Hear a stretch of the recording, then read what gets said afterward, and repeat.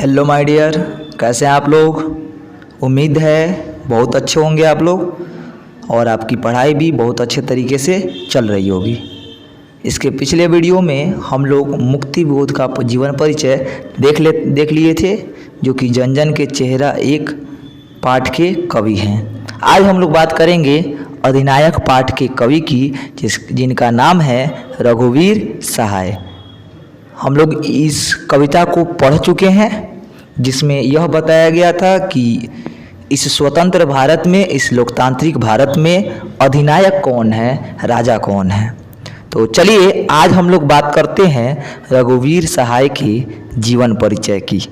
तो सबसे पहले ये स्क्रीन पे जो तस्वीर आप लोग देख रहे हैं, यह रघुवीर सहाय की है और इन्हीं का जीवन परिचय आज हम लोग देखने वाले हैं। रघुवीर सहाय स्वतंत्रता के बाद के जो भारतीय संसदीय व्यवस्था में दलितों को, पिछड़े वर्गों को, पिछड़े सामाजिक संदर्भों को लोकतांत्रिक व्यवस्था में उठाने वाले ये बहुत अच्छे कवि हैं और इनकी रचनाएं उसी पर आधारित होती है कि हमारे आसपास जो सामाजिक परिवेश है उसमें सुधार हो। इस बात को लेकर रघुवीर सहाय कविता लिखते हैं। इस पाठ में भी रघुवीर सहाय एक हरचरना पात्र लेते हैं, जो कि एक गरीब लड़का है, बदहाल लड़का है, जिसके शरीर पे फटे हुए कपड़े हैं।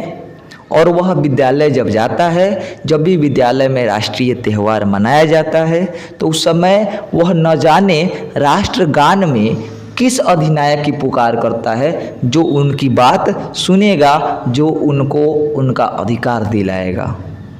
क्या इस लोकतांत्रिक देश भारत में कोई फिर से नया अधिनायक बनने की कोशिश कर रहा है, सम्राट बनने की कोशिश कर रहा है? इस लोकतांत्रिक व्यवस्था में सम्राट कौन बन सकता है? क्या ऐसा प्रयास नेता लोग कर रहे हैं? इसी संदर्भ की कविताएं जो है ये लिखी भी गई है। पर बात करें इनके जन्म की, तो इनका जन्म हुआ था 9 दिसंबर 1929 ईस्वी में। और कहाँ हुआ था? लखनऊ, उत्तर प्रदेश में। रघुवीर सहाय का जन्म 9 दिसंबर 1929 को लखनऊ, उत्तर प्रदेश में हुआ था। इनके पिताजी का नाम था हरदेव सहाय। हरदेव सहाय एक शिक्षक थे और इसलिए इनकी पढ़ाई में रुचि बढ़ी भी, लेकिन इनकी सबसे ज़्यादा अभिरुचि थी संगीत सुनना और फिल्म देखना। इन दोनों काम में इनका बहुत ज़्यादा मन लगता था। उसके बाद इनको कौन सा सम्मान मिला? इनको साहित्य अकादमी पुरस्कार मिल चुका है। किस पुस्तक पे? तो लोग भूल गए हैं। और बात करें कि इनका पेशा क्या, तो ये पेशे से कवि और पत्रकार हैं। और अंततः इनका निधन हो गया 30 दिसंबर 1990 ईस्वी में। अभी तक हम लोग जिसकी भी बात की है वो सारे इनके व्यक्तिगत सूचनाएं हैं इनके बारे में। अब हम लोग बात कर लेते हैं इनकी वृत्ति के बारे में और इन्होंने किस प्रकार, इनकी विशेष गतिविधियां क्या हैं और इनकी प्रमुख कृतियां क्या हैं। अगर इनकी शिक्षा की बात करें तो इन्होंने MA इंग्लिश में किया है। कहाँ से?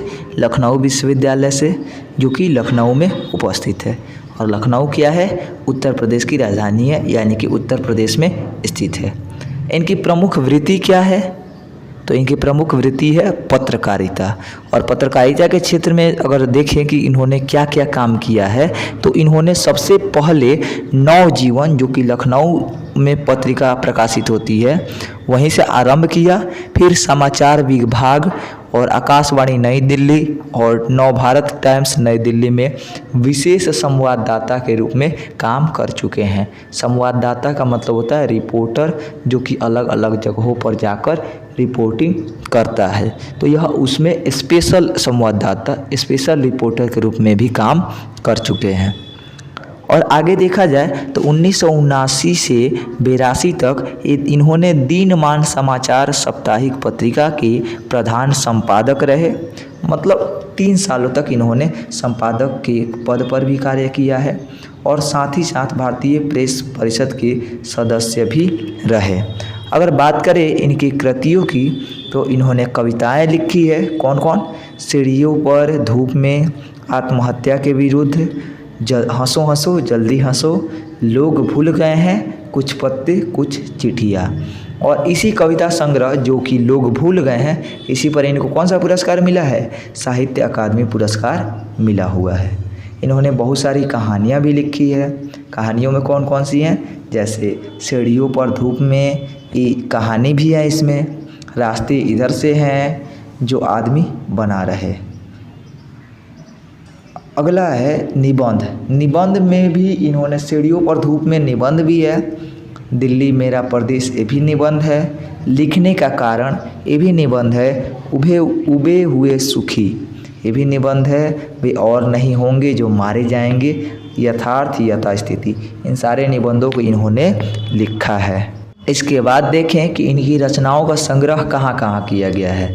तो इनकी संपूर्ण रचनावली जो है, इनकी रचनाओं का संग्रह राजकमल प्रकाशन से 6 खंडों में प्रकाशित हुई है, जिसका नाम है संपूर्ण रचनावली।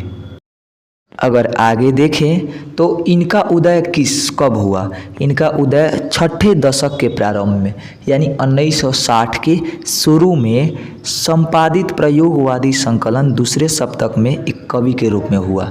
देखिए, सप्तक किसके द्वारा बनाया गया? दूसरा सप्तक अज्ञेय द्वारा। तो ये अज्ञेय के दूसरे सप्तक में एक कवि के रूप में उभर कर आए।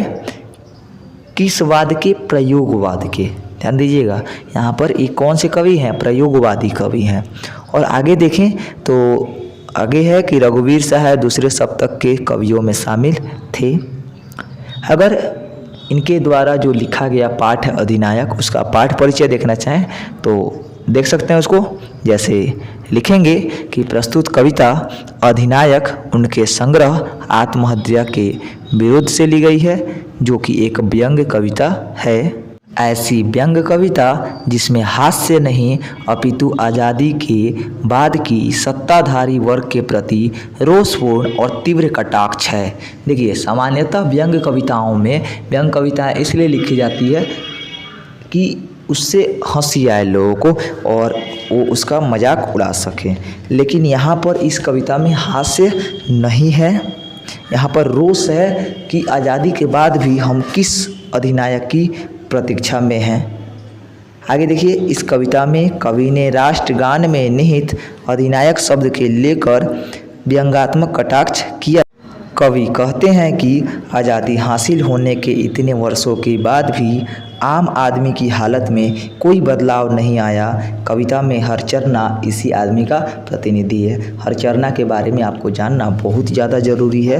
हरचरना जो है इस कविता का एक पात्र है, जिसमें हरचरना जो है जब विद्यालय में जाता है, वह सरकारी विद्यालय में पढ़ता है और वह कपड़ा जो है फटा हुआ कपड़ा पहनता है।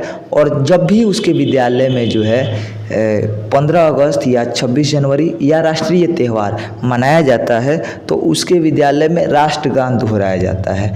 और कवि उसको बार बार दिखते हैं कि वह हरचरना जो है बार बार किसी अधिनायक की पुकार कर रहा होता है।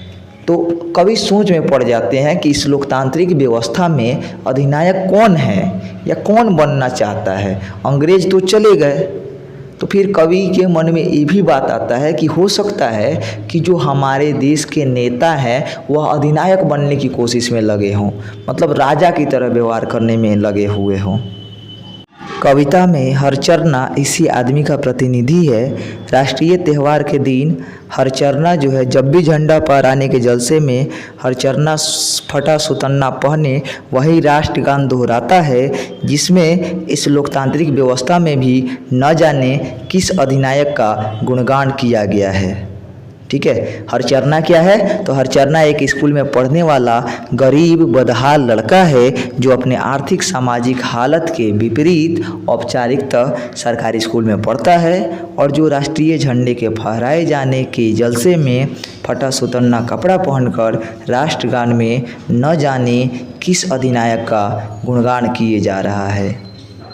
ठीक है, यहाँ पर कविता में कवि की मूल वाणी क्या है, मूल ध्वनि क्या है? तो कविता में छुपी मूल ध्वनि यह है कि मानो इस सत्ताधारी वर्ग की प्रछन्न लालसा हो और सचमुच अधिनायक अर्थात तानाशाह बनने की। किसकी लालसा हो? नेताओं की लालसा हो, सत्ताधारी वर्ग की लालसा है कि हम क्या बन जाए? अधिनायक बन जाए, तानाशाह बन जाए। तो इसी पर कवि कटाक्ष करते हैं और इससे सुधार की अपेक्षा रखते हैं।